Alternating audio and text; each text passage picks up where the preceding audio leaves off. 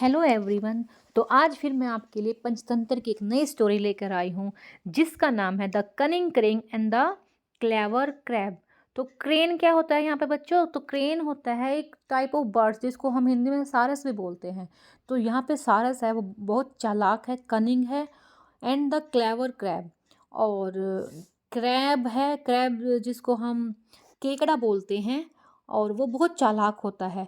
तो यहाँ पे अगर हम देखें तो कनिंग और क्लेवर में क्या अंतर हुआ? कनिंग होता है जो अपने इंटेलिजेंस से दूसरों को धोखा देता है, कनिंग टाइप उसको बोलते हैं, कनिंग है, चालाक है। क्लेवर भी चालाक होता है, लेकिन वो चालाक किस होता है?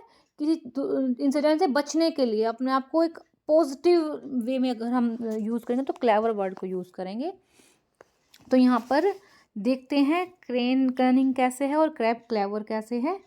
So there was a there was a crane who lived near a pond। एक बार एक क्रेन यानी कि सारस एक पोंड के किनारे, एक तालाब के किनारे पर रहता था, और उस तालाब में बहुत सारी फिश भी थी। But at he was old, but वो अब बूढ़ा हो गया था। So it was difficult for him to catch them. तो उसके लिए ये बहुत मुश्किल था कि वो हर डेली मछलियों को पकड़ने में वहाँ पर वो मेहनत करे, वो मेहनत करके मछलियाँ पकड़ नहीं पा रहा था क्योंकि वो बूढ़ा हो गया था। So he came up with a plan. अब उसने क्या किया? एक प्लान सोचा। क्या प्लान सोचा उसने? कि मैं फिश को बेवकूफ़ बनाता हूँ। स्टैंडिंग बाय द पोंड, अब वो पोंड के साइड में जाकर खड़ा हो जाता है। ही वेल्ड, और चिल्लाने लग जाता है, रोने लग जाता है। रोते रोते क्या बोलता है? Soon this lake will dry up. जल्दी ही ये जो पोंड है, लेक है, ये सूख जाएगी। And no one will survive, और कोई भी यहाँ पर नहीं बचेगा। I will have to live by the river instead. मैं तो जिसमें रिवर के साइड में रहता हूँ, लेकिन मुझे भी यहाँ से जाना पड़ेगा।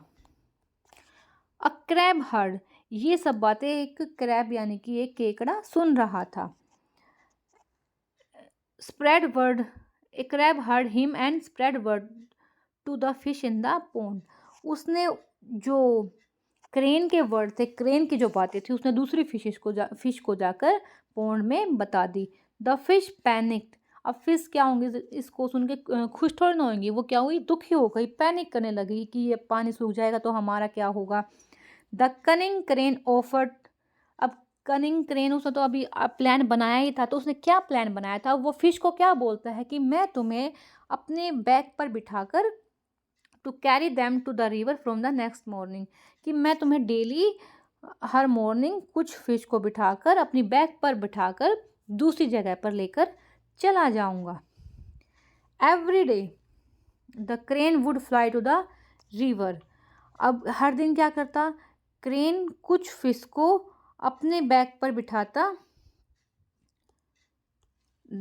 Fly to the river carrying a fish in his back. वो अपनी बैक पर कुछ फिश को लेता, and he would fly a distance, और कुछ दूरी पर वो जाता। And smash the fish against the rock and kill it. वो एक पहाड़ी पर उसको फिश को स्मैश करता, यानी कि कुचलता, और उसको मारकर खा जाता।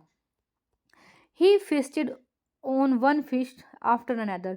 वो एक डेली मॉर्निंग में जाता, एक फिश को अपने बैक पर लेके एक के बाद एक फिश को मार देता और अपना खाना बना लेता।